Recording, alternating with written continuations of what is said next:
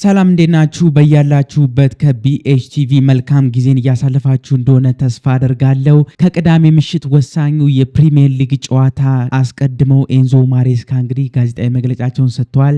በስታንፎርድ ብሪጅ ቼልሲ ቅዳሜ ምሽት 1 ሰዓት ተኩል ላይ ሊቨርፑልን የሚያስተናግድ ይሆናል ማለት ነው። ከዛ ግን አስቀድመው ኤንዞ ማሬስካ አዳዲስ የተናገሯቸው ነገሮች አሉ። ምን ተናገሩ የሚሉትን ነገሮች አብረን እናያቸዋለን። ባጭሩ ምን እንዳሉ ነግራችኋለሁ። ከዛ በተረፈ ግን ቼልሲ ምን አይነት አሰላለፍን ይዞ ሊገባ ይችላል የሚለውን ነገር እንደተለመደው ነግራችኋለሁ። ከዛ ውጪ ግን ቼልሲ ምን አይነት ውጤትን ሊያመጣ ይችላል የሚለውንም አብረን ምንገምት ይሆናል። ለቻናሉ ግን አዲስ ሆናችሁ ሰብስክራይብ ማድረጋችሁን እንዳትረሱ፣ የደውል ምልክቷን ተጫኑ፣ ላይክ ማድረጋችሁንም በዛው እንዳትረሱ። እንግዲህ ኤንዞ ማሬስካ ከጨዋታው አስቀድሞ በቅድሚያ እንግዲህ የተናገሩት ምንድነው? ሲዝኑ ሲጀመር አጀማመራችን ጥሩ ነበር፣ ነጥቦችን መሰብሰብ ችለናል። ሆኖም ባለፉት 2-3 ጨዋታዎች ስህተቶች ዋጋ አስከፍለውናል። ሆኖም ስህተቶቻችንን ለይተን አውቀናቸዋል ሲሉ ነው እንግዲህ የተናገሩት ኤንዞ ማሬስካ። እንደምታውቁት ቼልሲ በጣም ብዙ ስህተቶችንም በተለይ ደግሞ በ3-4 ጨዋታዎች እየሰራ እንደነበር ታውቃላችሁ። በጣም ኢቭን የቀይ ካርድ ራሱ ሰለባነቱ ቼልሲ በጣም በከፍተኛ ሁኔታ መነጋገሪያ ሆኖ ነበር። ከሰሞኑ በ3 ተከታታይ ጨዋታዎች ቼልሲ የቀይ ካርድን ተመልካች ሆኗል። በዚህም እንግዲህ በጣም አሳሳቢ ደረጃ ላይ ደርሶ ነበርና ከዛ አንጻር ስህተቶቹ ተከላካዮች የሚሰሩ ስህተት ለተጋጣሚ ቡድን ለተቃራኒ ቡድን የሚሰጡት ኳስ በራሳቸው ላይ የሚያደርጉት ሰልፍ ኢንፍሊክትድ ውንድ የሚባለውን ጉዳይ ኤንዞ ማሬስካ እንግዲህ ስህተቶቻችንን አውቀናል፣ ከዚህ ተምረን በሚቀጥሉ ጨዋታዎች ላይ አሪፍ ነገሮችን ለማሳየት እንሞክራለን ሲሉ ነው እንግዲህ የተናገሩት። ከዛ በማስከተል ግን ኤንዞ ማሬስካ ከሰሞኑ ቼልሲ የተመለከቱት ያሉትን ቀይ ካርድ በማስመልከት ጥያቄ ቀርቦላቸው ነበር እንግዲህና ኤንዞ ማሬስካ ምንድን ያሉት? ከሰሞኑ ያገኘናቸው ቀይ ካርዶች የዲሲፕሊን ችግር አይደሉም ሲሉ ነው የተመለሱት። ምክንያቱም ጥያቄው ሲጠየቁ ይሄ ከዲሲፕሊን ጋር የተያያዘ ጉዳይ አይደለም ወይ? የቼልሲ ተጫዋቾች እንዴት ነው በተከታታይ ጨዋታዎች ላይ ቀይ ካርድን እየተመለከቱ ያሉት ተብለው ነበር የተጠየቁትና የዲሲፕሊን ችግር አይደለም ሲሉ የተናገሩት። እንግዲህ በማንቸስተር ጨዋታና ከብራይተንም ጨዋታ ያገኘነው ቀይ የ2 ሰከንድ ውሳኔ ስህተቶች ናቸው እንጂ ከዲሲፕሊን ጋር አይገናኝም፣ የአጋጣሚ ጉዳይ ጭምር ይመስለኛል ሲሉ ነው የተናገሩት ኤንዞ ማሬስካ። እና እሳቸው እንግዲህ በዲሲፕሊን ጉዳይ አይስማሙም። ይሄ ቀይ ካርድ የተመለከተበት ቼልሲ ጨዋታዎች በሙሉ ከዲሲፕሊን ጋር ተያይዞ ሳይሆን የተጫዋቾች ደካማ የሆነ የጨዋታ ላይ ውሳኔ ነው እንጂ ምንም ከዲሲፕሊን ጋር የሚገናኝ ነገር አይደለም። የራሳችን የጨዋታ ላይ ውሳኔዎች ስህተቶች ናቸው ለዚህ ቀይ ካርድ የዳረጉንና ይህም ደግሞ በሚቀጥሉ ጨዋታዎች ላይ ተስተካክሎ እንደማየው እርግጠኛ ነኝ ሲሉ ነው የተናገሩት። አንዳንዴም አጋጣሚም እንደዚህ አይነት ነገሮች ሊያስከስትብኝ ይችላልና ከዚህ አንጻር ግን የተሻለ ነገሮችን ይዘን እንደምንቀርብ አልጠራጠርም ሲሉ ነው ኤንዞ ማሬስካ የመለሱት። ሌላው እንግዲህ ኤንዞ ማሬስካ ስለ ወጣት ተጫዋቾች ተጠይቀው ነበር። በነገራችን ላይ ስለ ወጣት ተጫዋቾቹ ሲናገሩ ምንድን ያሉት? በእርግጠኝነት የምነግራችሁ ነገር ቢኖር አዲስ የገዛናቸው ተጫዋቾችና የአካዳሚ ወጣት ተጫዋቾቻችንን በደንብ ነው የምንተማመንባቸው፣ እድል ያገኛሉ። አሁን ላይ ወደ 5 ተከላካዮች እንግዲህ በጉዳት አጥተናል፣ ወጣቶቹ እድል ያገኛሉ ሲሉ ነው የተናገሩት ኤንዞ ማሬስካ። በጣም ብዙ ተጫዋች ቼልሲ በተለይ ደግሞ በተከላካይ መስመር ላይ ጉዳት ላይ እንዳሉ ይታወቃል። እንደምታውቁት ብዙ ተጫዋቾች ተጎድተዋል እና እነዚህ ወጣት ተጫዋቾች የአካዳሚ ተጫዋቾች በግዥም የመጡት ተጫዋቾች እድል እንደሚያገኙ ነው እንግዲህ በእርግጠኝነት የተናገሩት ኤንዞ ማሬስካ። እነ ጄሚ ጊተንስ እነ አሌሃንድሮ ገርናቾ ከአካዳሚ ደግሞ እነ ጆሻ ቻምፖንግ እነዚህ ወጣት ተጫዋቾች ናቸው እድል ማግኘት የሚኖርባቸው። እነ ማርክ ጊዩ እድል ማግኘት አለባቸውና ከዛ አንጻር ወጣት ተጫዋቾቹ አሁን ላይ ቼልሲ በጣም ከፍተኛ ጉዳት በማጋጠሙ ምክንያት እድል እንደሚሰጣቸውና የተሻለ እድል እንደሚያገኙ ጥሩም የመጫወት ተስፋ እንዳላቸው ነው እንግዲህ ኤንዞ ማሬስካ የተናገሩት። ሌላው እንግዲህ ኤንዞ ማሬስካ ስለ ተጋጣሚያቸው ሊቨርፑል ተጠይቀው ነበርና ማሬስካ ስለ ሊቨርፑል ሲናገሩ ምንድን ያሉት? አምና በሊቨርፑል ሜዳ ተሸንፈን ነበር፣ በሜዳችን ደግሞ አሸንፈናቸዋል። ለጨዋታው በሚመጥን መልኩ እንዘጋጃለን። የትኛውም ክለብ የራሱ የሆነ ክፍተትና ደካማ ጎን አሉት፣ ያንን ለመጠቀም እንሞክራለን ሲሉ ነው የተናገሩት። አምና ካስታወሳችሁ በእንግሊዝ ፕሪሚየር ሊግ ቼልሲ በሊቨርፑል ሜዳ አንፊልድ ሄዶ ተሸንፏል። ከዛ በማስከተል ግን በራሳችን ሜዳ ስታንፎርድ ብሪጅ ላይ ቼልሲ ሊቨርፑልን በሲዝኑ መጠናቀቂያ አካባቢ ላይ ገጥሞ ማሸነፉ ይታወቃልና ኤንዞ ማሬስካ የማንኛውም እንግዲህ ክለብ ደካማም ጠንካራም ጎን አለው። የሊቨርፑልን ደካማ ጎን በማጥናት ጥሩ እንቅስቃሴ አድርገን ሊቨርፑልን ለማሸነፍ እንሞክራለን ሲሉ ነው የተናገሩትና ይሄ አሪፍ ይመስለኛል። እንደዚህ አይነት ሜንታሊቲዎችን መያዝ አለባቸው ቼልሲዎች። ሊቨርፑልን ማሸነፍ እንችላለን ብለው ማሰብ መቻል ይኖርባቸዋል ብዬ ነው ማስበው። ምክንያቱም ሊቨርፑል አሁን በሁለት ተከታታይ ጨዋታዎች ተሸንፈዋል። በክሪስታል ፓላስ በእንግሊዝ ፕሪሚየር ሊግ መሸነፋቸው ይታወቃል 2-1። ከዛም በማስከተል ደግሞ በቻምፒዮንስ ሊግ በጋላታ ሳራይ እንግዲህ 1-0 ተሸንፈው መውጣታቸው ይታወቃልና የሊቨርፑል ከሰሞኑም በእንግሊዝ ፕሪሚየር ሊግ ላይ እያሸነፉት የነበሩት ጨዋታዎች በጣም አጠራጣሪ የሚባል አይነት ማሸነፍን ነበር ሲያደርጉ የነበሩት። ባለቀ ሰዓት ነበር ጎሎችን እያስቆጠሩ፣ እንዲሁም ደግሞ አቋማቸው ጥሩ አይደለም። ከቡድኑ ብዙ ተጫዋቾችን ከመቀየሩ አንጻር ደግሞ ተግባቦትነታቸው በጣም የወረደ ነበረ የሊቨርፑል ማለት ነው። ከዛ አንጻር ቼልሲ ድክመቱን ተጠቅሞ ሊቨርፑልን ለማሸነፍ በሜዳውም በስታንፎርድ ብሪጅ እንደመሆኑ መጠን ቼልሲ ሊቨርፑልን ሊፈትነውና ነጥብ ይዞ ሊወጣ የሚችልበት እድል እንዳለ ይሰማኛልና ኤንዞ ማሬስካም ይህን ደካማ ጎን እንግዲህ ለመጠቀም እንሞክራለን ሲሉ ነው የተናገሩት። ሌላው እንግዲህ ማሬስካ ስለ ቤኖቲ ባዲያሲሊም ተጠይቀው ነበረ። በነገራችን ላይ ቤኖቲ ባዲያሲሊ አሁን ከጉዳት አገግሟል። እንደምታውቁት ባለፈውም በቻምፒዮንስ ሊግ ጨዋታም ከቤኒፊካ ጋር ቼልሲ በነበረው ጨዋታ ላይ ተሰልፎ ተጫውተዋል። ጥሩ እንቅስቃሴ ማድረግ ችሏልና ስለ ቤኖቲ ባዲያሲሊ ተጠይቀው ነበርና ምንድነው ያሉት? እንዳለመታደል ሆኖ ከዚህ በፊት ባዲያሲሊ ብዙ ጊዜ በተደጋጋሚ ሲጎዳ ቆይቷል። ካስታወሳችሁ መጎዳቱ በፊት አብዛኛዎቹን ጨዋታዎች በቋሚነት ይጀምር ነበረ።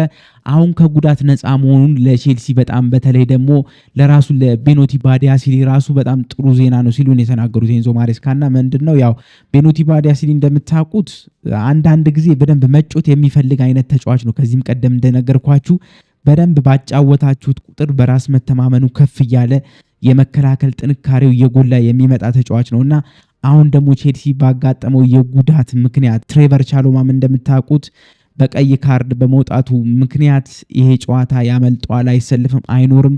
በጣም ብዙ ተጫዋቾች ተጎድተዋል። እነ ቶሱና ዳራቢዮ፣ እነ ሊቫይ ኮልዊል፣ በጣም ብዙ ነው። ዌስሊ ፎፋና የሉም እንደምታውቁትና ከዛ አንጻር እኔ ቤኖቲ ባዲያሲሊ በጣም ጥሩ አማራጭ ነው ብዬ አስባለሁ። ለነገው ለሊቨርፑል ጨዋታ ቤኖቲ ባዲያሲሊ የተሻለ አማራጭ ነው ብዬ ነው ማስበውና ስለ ቤኖቲ ባዲያሲሊ በጣም ደስተኛው ነው የተናገሩት ኤንዞ ማሬስካ። ቢያንስ እንኳን እሱ ከጉዳት መመለሱ አንድ ለቼልሲ እፎይታ የሚሰጥ ጉዳይ ነው ሲሉ የተናገሩት። ሌላው እንግዲህ ኤንዞ ማሬስካ አሁንም ቢሆን ስለ ማርክ ጊው በድጋሚ ተጠይቀዋል። በጣም ስለ ማርክ ጊው ጉዳይ በተደጋጋሚ ጋዜጠኞች ኤንዞ ማሬስካን እያስጨነቋቸው ነው ያሉት። ለምንድነው ማርክ ጊው ማይሰለፈው? ለምንድነው እድል የማይሰጠው? ከሰንደርላንድ በውሰት ከመጣ በኋላ ምንም አይነት እድል እያገኘ አይደለምና በሱ ቦታ ላይ ታሪክ ጆርጅ ነው እየተሰለፈ ያለው። ይህ ለምን ሆነ ተብለው ተጠይቀው ነበርና ስለ ማርክ ጊው ሲናገሩ ምንድነው ያሉት? ማርክ በዚህ ሳምንት ጠንክሮ ልምምዱን እንደተለመደው እየሰራ ነው ያለው። በእርግጠኝነት የመጫወቻ እድል ያገኛል ሲሉ ነው የተናገሩት። የመጫወት እድል እንሰጠዋለን፣ የጊዜ ጉዳይ ነው እንጂ መጫወቱ አይቀርም። ግን አንድ ተጫዋች ግዴታ ሜዳ ላይ ገብቶ መጫወቱን ብቻ ማየት የለባችሁም። አንድ ተጫዋች ከትልልቅ ተጫዋቾች ጋር ልምድ ካላቸው ተጫዋቾች ጋር ትሬዲንግ መስራቱ ራሱ አንድ ለተጫዋቹ ልምድ የሚሰጠው ጉዳይ ነውና በደንብ ጠንክሮ ልምምዱን እየሰራ እየተሻሻለ እየመጣ ነው ማርክ ጊውና በእርግጠኝነት የመጫወት እድል ይሰጠዋል፣ አንድ ቀን ይጫወታል ሲሉ ነው የመለሱትና በጣም አሁንም ቢሆን ያው የመጫወት እድል ያገኛል ነው የሚሉት ኤንዞ ማሬስካ እንጂ እድል እስካሁን እየተሰጠው አይደለም ያለው ማርክ ጊው። ግን እንግዲህ በየጨዋታው ፕሬስ ኮንፈረንስ ላይ ስለ ማርክ ጊው ጉዳይ እየተጠየቁ ነው ያሉት ኤንዞ ማሬስካ። መቼ እንደሚያሰልፉት እስቲ አብረን የምናየው ነው የሚሆነው። ሌላው እንግዲህ ማሬስካ ስለ ስቲቫውም የተናገሩት ነገር ነበረ። እንግዲህ ስለ ስቲቫው ሲናገሩ ምንድነው ያሉት? እንግዲህ ስቲቫው በብዙ መልኩ ኮል ፓልመርን ያስታውሰኛል ሲሉ ነው የተናገሩት። ፓልመር ሲቲ ከ23 ዓመት በታች ቡድን ውስጥ ሲጫወት የጀመረው የቀይ መስመር አጥቂ ሆኖ ነበር። ከዛ ደግሞ ቀስ እያለ ወደ 10 ቁጥር ቦታ መጥቷልና ስቲቫውም እንደዛ የሚሆን ይመስለኛል። የ10 ቁጥር ቦታ በጣም ሰውነትን መገንባት የሚጠይቅ ቦታ ነው ሲሉ ነው የተናገሩትና ይሄም እንግዲህ እኔ እንደማስበው ከሆነ ስቲቫው ቀስ ብሎ ለወደፊቱ የኮል ፓልመርን 10 ቁጥር ቦታ ላይ የመጫወት እድልን ሊያገኝ እንደሚችል ነው የማስበው። ከዛ በፊት ግን በቀይ መስመር አጥቂነት ቦታ ላይ በደንብ አድርጎ ራሱንም ሰውነቱንም ማጎልበት ይጠበቅበታል ሲሉ ነው የተናገሩት ኤንዞ ማሬስካ። ስቲቫው በቀኝ በኩል እንግዲህ የቀኝ አጥቂ ሆኖም ሲጫወት በጣም የማጥቃት ሂደቱ በጣም ጥሩ ነው። ተጫዋቾችን በ1v1 የሚያልፍበት መንገድ በጣም የሚገርም ነው። ይሄ 10 ቁጥር ቦታ ደግሞ በጣም ፊዚካሊቲ የሚጠይቅ በደንብ ጠንክሮ መገኘትን የሚጠይቅ ነውና ቴክኒካል ብቃት አለው፣ እንደምታውቁት ፖቴንሻል አለው። በደንብ አድርጎ በዚህ በታይት ስፔሶች ላይ ኦፕሬት ማድረግ የሚችል አይነት ተጫዋች ነው ስቲቫኦ። ዞሮ ግን የዲቨሎፕ ካደረገ በኋላ በደንብ አድርጎ ሰውነቱንም ከፕሪሚየር ሊግ ክለቦች በጣም ጠንካራ በመሆኑ ፕሪሚየር ሊግ በደንብ ፊዚካሊቲን የሚጠይቅ አይነት ሊግ ከመሆኑ አንጻር ራሱን በደንብ ካጎለበተ በኋላ ለ10 ቁጥር ቦታ ላይ መፎካከር የሚችልበት እድል ይኖራል። አሁን ላይ ግን በቀይ መስመር አጥቂ በኩል ላይ እንደሚጠቀሙት ነው የተናገሩት ያለውና ኮል ፓልመርም እንግዲህ በሲቲ ቤት ላይ ከ23 ዓመት በታች በሲቲም ሲጫወት ማሬስካ ያኔ አሰልጥነውት ነበር ያውቁታልና ያኔ ኮል ፓልመርም ሲሰለጥን መጀመሪያ ላይ የሚጫወት የነበረው ልክ እንደ ስቲቫኦ አሁን እንደሚጫወተው የቀይ መስመር አጥቂ ሆኖ ነው። ከዛ በኋላ ነው ቀስ እያለ ደግሞ ዲቨሎፕ እያደገ በሚመጣበት ጊዜ ወደ 10 ቁጥር ቦታ ላይ እየገባው ማለት ነው። ስለዚህ ስቲቫኦ ለወደፊቱ ያው ምርጥ ተጫዋች እንደሚሆን ምንም ጥርጣሬ ያለ አይመስለኝም። ሌላው እንግዲህ ማሬስካ ስለ ኮል ፓልመር ጉዳትም እንግዲህ አሁንም ተጠይቀው ነበር። ምክንያቱም የኮል ፓልመር ጉዳት አሳሳቢ ነው። እንደምታውቁት ኮል ፓልመር የሚይዘው 10 ቁጥር ቦታ ምን ያህል ለቼልሲ ክፍተትን እየፈጠረ እንደሆነ እያየን ነው ከሰሞኑ ጨዋታዎችና በጣም የኮል ፓልመርን ክፍተት መሸፈን የሚችል ተጫዋች ጠፍቷል እስካሁን ድረስና ስለ ኮል ፓልመር ጉዳት ተጠይቀው ነበረ። ኤንዞ ማሬስካ ምንድን ያሉት ኮል አሁንም ጉዳት ላይ ነው ያለው፣ ቻሎባም ቀይ ስላየ አይኖርም። በአሁኑ ሰዓት እንግዲህ ከ7 እስከ 8 የሚሆኑ ተጫዋቾችን አተናል በጉዳት። ኮል ፓልመርን በተመለከተ ግን በዚህ ሳምንት ስብሰባ ይኖረናል። ከዛ በኋላ እንዴት እንደሆነ ለማየት ከዛም ከስብሰባ በኋላ ጉዳቱን መጠን አይተን ውሳኔ እንወስናለን ሲሉ ነው እንግዲህ የተናገሩት ኤንዞ ማሬስካ። የኮል ፓልመር ጉዳት ከኢንተርናሽናል ብሬክ በኋላ አሁን ከዚህ የመጨረሻ ጨዋታው ነው እንግዲህ የኢንተርናሽናል ብሬክ የሀገራት ጨዋታ ከመኖሩ በፊት አስቀድሞ ቼልሲ ከሊቨርፑል የሚያደርገው ጨዋታ የመጨረሻ ጨዋታ መሆኑ ይታወቃልና ከዛ በኋላ ሁሉም ተጫዋቾች በየሀገሮቻቸው ሄደው ይጫወታሉ። ከዛ ግን ከሀገራት ጨዋታ መልስ ኮል ፓልመር ይመለሳል ተብለው ለተጠየቁ ጥያቄ ነው እንግዲህ ምንም እርግጠኛ አይደሉም።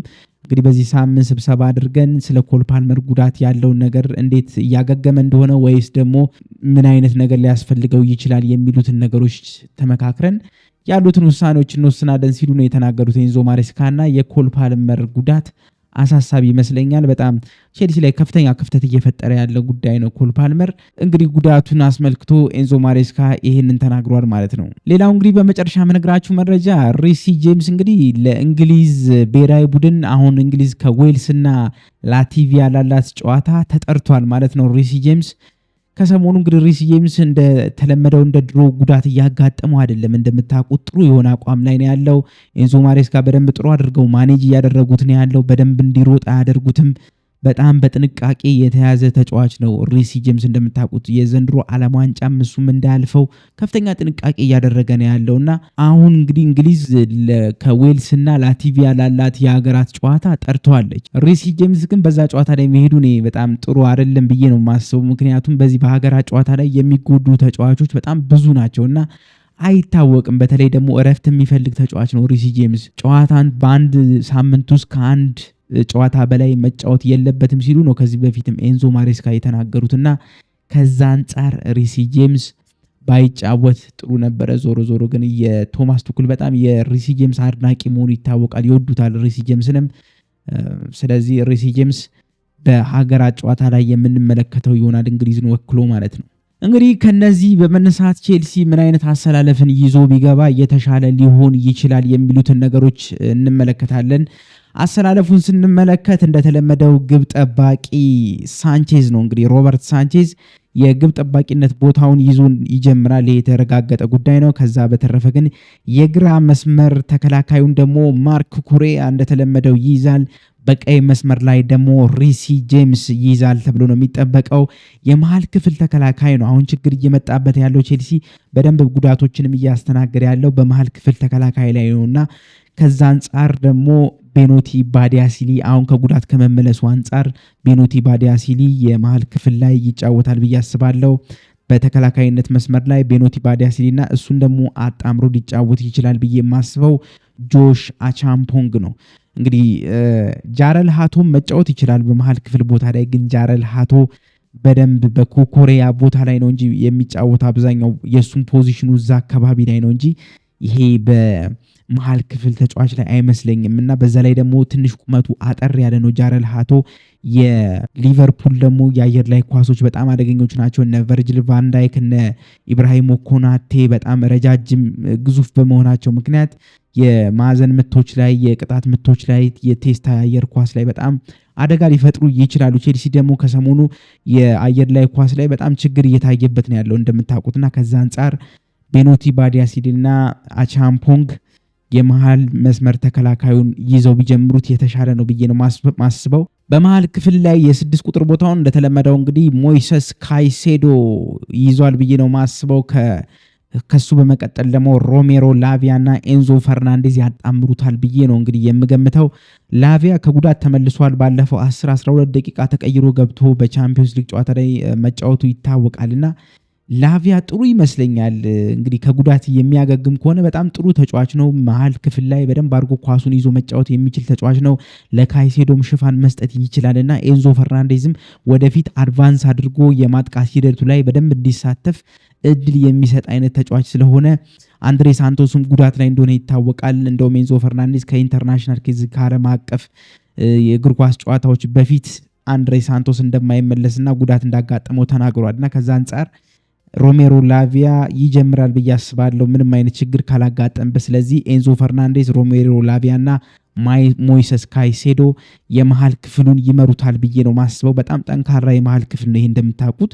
ሶስቱን ከያዘ ቼልሲ በደንብ የሆነ ጠንካራ ዶሚናንስነት መውሰድ በሊቨርፑል ላይ የሚችልበትን እድል ይፈጥራል ብዬ አስባለሁ። እንደውም አሁን ቪርትስ የተባለው እንግዲህ ከባየር ሊቨርኩሰን ሊቨርፑል ያስፈረሙት ከ100 ሚሊዮን ፓውንድ በላይ ወደ 115 ሚሊዮን ፓውንድ ሪካርድ በሆነ ገንዘብ ነው እንግዲህ ያስፈረሙት። ይሄ ተጫዋች ጥሩ እንቅስቃሴን እያደረገ አይደለም እንደምታውቁት በሊቨርፑል እንደውም 007 እየተባለ ነው እስካሁን ድረስ ምንም አይነት አሲስት ምንም አይነት ጎል የለውም። እንቅስቃሴውም ደስተኛ አይደለም። የሊቨርፑል አንዳንድ ደጋፊዎች እንደውም ቪርትስ የመሃል ክፍሉ ላይ ከሚሰለፍ ቤንች ቢደረግ አሁን በጣም ጥሩ ነው እያሉ እየተናገሩ ነው ያሉት። ስለዚህ የጋክፖም ደግሞ እንቅስቃሴው ጥሩ አይደለም ተብሏል። ይሄ ጋክፖ አጥቂ መስመር ላይ በግራ ክንፍ አጥቂ መስመር ላይ የሚጫወተው ኮዲ ጋክፖም እንቅስቃሴው ጥሩ አይደለም። በሱ ፈንታ ፌዴሪኮ ኬዛ እንግዲህ ገብቶ ቢጫወት ደስ ይለናል እያሉ ነው ያሉት ሊቨርፑልና ከዚህ ድክመታቸው አንጻር ስታዩት የኤንዞ ፈርናንዴዝ የላቪያ ሮሜሮ ላቪያ እና የሞይሰስ ካይሴዶ ጥምረት በደንብ ጠንካራ ሆኖ የሊቨርፑልን መሃል ክፍል ዶሚኔት ማድረግ ይችላል ብዬ አስባለሁ። ከዛ አንጻር ቼልሲ እነዚህን 3 የመሃል ክፍል ተጫዋቾች ይዞ ቢገባ በጣም አሪፍ ነው ብዬ ነው የማስበው። የቀይ መስመር የአጥቂ መስመሩን ደግሞ ስቲቫኦ እንግዲህ ይመሯል ብዬ አስባለሁ። ስቲቫኦ በቀይ ቼልሲ የማይወጣበት ከሆነ ጥሩ እንቅስቃሴን አድርጎ በተለይም ደግሞ ይሄ ኢንድ ቱ ኢንድ ከጎል እስከ ጎል የሚጫወቱ ቡድኖች በጣም ይመቹታል። ስቲቫኦ በካውንተር አታክ በሚሄድበት ጊዜ በጣም ፈጣን ነው። 1v1 ደግሞ ተጫዋቾችን ማለፍ የሚችል ተጫዋች ነው እና ቼልሲ በግራና ቀኝ ክንፍ ላይ በደንብ አድርጎ በመሃል በደንብ አድርጎ እነዚህ በመልሶ ማጥቃት መጫወት የሚችሉ ተጫዋቾችን ማሰለፉ ጥቅም ያለው ይመስለኛል። ሊቨርፑል ደግሞ እንደምታውቁት አሁን በአርኔ ስሎት ውስጥ የሚጫወቱት ከጎል እስከ ጎል ነው። እንግዲህ በጣም ወይ ያጠቃሉ ወይ ይጠቃሉ ነው። ምንም አይነት ወደኋላ ማፈግፈግ ብሎ ነገር የለምና ይህ አይነት አጨዋወት ለነ ስቲቫኦ ለነ ፔድሮ ኔቶ የሚጠቅም ይመስለኛልና ስቲቫኦ የቀይ መስመር የአጥቂ መስመሩን ይዞ ይጀምራል ብዬ ተስፋ አድርጋለሁ። ፔድሮ ኔቶ ደግሞ የግራ መስመር ያው ቦታውን ባይሆን በግራ መስመር ላይ መጫወት ይችላል። ሲከላከል ጥሩ ነው። በተለይ ኮኮሬላን የሚያግዘው ከሆነ ወደኋላና ወደ ፊት እየተመላለሰ በደንብ ማጥቃትን መከላከል የሚችል ፈጣን ተጫዋች ነው ፔድሮ ኔቶ እንደምታውቁ። ስለዚህ ፔድሮ ኔቶ የግራ መስመር አጥቂውን ይዞ ይገባል ብዬ አስባለሁ። ከሰሞኑ በጣም ድካም እየተጫጫ ነው ያለው ደግሞ ጃኦ ፔድሮ ምንም አማራጭ ስለሌለው ቼልሲ በአጥቂ መስመር ላይ ያሰልፈዋል ብዬ ነው ማስበው። ምንም ረፍት አላገኘም፣ ድካምም አለበት። በዛ ላይ ደግሞ ለጨዋታ ብቁ አይደለም እየተባለ ነበር ከሰሞኑ። ከዛም አንጻር ቢወራበትም ጃኦ ፔድሮ ግን አሁን ይገባል ብዬ ነው ማስበው። በ9 ቁጥር ቦታ የአጥቂ መስመሩን ይመራል ብዬ ማስበው ጃኦ ፔድሮ ነው።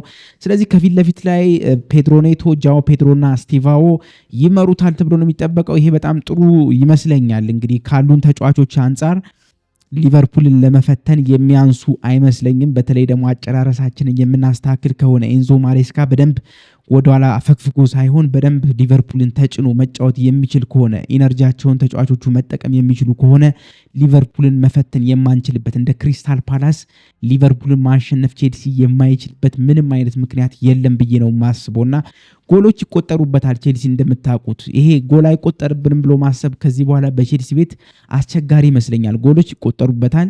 ዞሮ ዞሮ ግን ጎሎች መቆጠራቸው ሳይሆን ጎል ማስቆጠሩ ላይ አተኩሮ ቼልሲ በብዙ ጎል አስቆጥሮ ወሳኝ የሆነውን ነጥብ ማግኘት መቻል አለበት ብዬ ነው ማስበው። እንግዲህ በጣም ጋፓችን ከፍተኛ ነው እንደምታውቁት ሊቨርፑል 15 ነጥብ አለው፣ ቼልሲ ገና 8 ነጥብ ነው ያለውና የ7 ነጥብ ልዩነት አለው። እንግዲህ በጣም 7 ነጥብ ከፍተኛ ነው። ቼልሲ የሚያሸንፍ ከሆነ ከሊቨርፑል ጋር ያለውን የነጥብ ልዩነት ወደ 4 ዝቅ የሚያደርግ ይሆናልና ይህም ደግሞ ለቼልሲ በጣም በጣም ወሳኝ ይሆናል ብዬ አስባለሁ። በተለይም ለቶፕ 4 ሩጫው በጣም ወሳኝ ነው። እስካሁን ድረስ ቼልሲ እውነት ለመናገር ከባድ ቡድን አልገጠመውም። ሊቨርፑል ግን ብዙ እና አርሰናልን ገጥሟል። ብዙ እንደዚህ ከባድ ቡድኖችን አግኝተዋል። አርሰናልም ቢሆን ሊቨርፑልን አግኝተዋል። ከዛም በመቀጠል ሲቲን አግኝተዋል። ከነዚህ ጋር ነው ነጥብ ይዘው እየወጡ ያሉት እነዚህ ክለቦች እና ቼልሲም ከሊቨርፑል ጋር ከዚህ ለዋንጫ ከሚፎካከር ቡድን ጋር በደንብ አድርጎ ተፎካክሮ ውጤት ይዞ መውጣት መቻል አለበት። በጣም ወሳኝና የሞት ሽረት ጨዋታ ነው ብዬ ነው ማስበው በበኩሌ። ይህ ጨዋታን እንዴት ትገምቱታላችሁ? እኔ በበኩሌ ግምቴን ሳስቀምጥ እንግዲህ ቼልሲ ቢያሸንፍ ደስ ይለኛልና ቼልሲ ይህን ጨዋታ 3-2 በሆነ ውጤት ያሸንፋል የሚል ግምት አስቀምጫለሁ። እኔ 3-2 በሆነ ውጤት ቼልሲ ጨዋታውን ያሸንፋል ብዬ ነው የምገምተው። 2 ጎሎች ይገቡበታል ብዬ አስባለሁ። ቼልሲ የተከላካይ መስመሩ ከጉዳትም አንጻር በጣም የሳሳ ከመሆኑም አንጻር ያው ጎል መቆጠሩ አይቀርም። ዞሮ ዞሮ ግን ቼልሲ 3-2 በሆነ ውጤት ያሸንፋል ብዬ አስባለሁ። ለቼልሲ መልካም እድል እንዲሆን ነው እንግዲህ ምኞታችን ሁላችንም እንደምታውቁት። ስለዚህ እናንተስ ምን ታስባላችሁ? ቼልሲ ያሸንፋል ወይስ ይሸነፋል ብላችሁ ታስባላችሁ? ግምታችሁን በኮመንት ላይ አስቀምጡልኝ። ከዛ በተረፈ ግን ለቻናሉ አዲስ ሆናችሁ አዳዲስ መረጃዎች እንዲደርሳችሁ ከፈልጋችሁ ይህንን የዩቲዩብ ቻናል ሰብስክራይብ ማድረጋችሁን እንዳትረሱ። ላይክ አድርጉት፣ ሼር አድርጉት። መልካም ጊዜ እንዲሆንላችሁ እመኛለሁ። ቻው።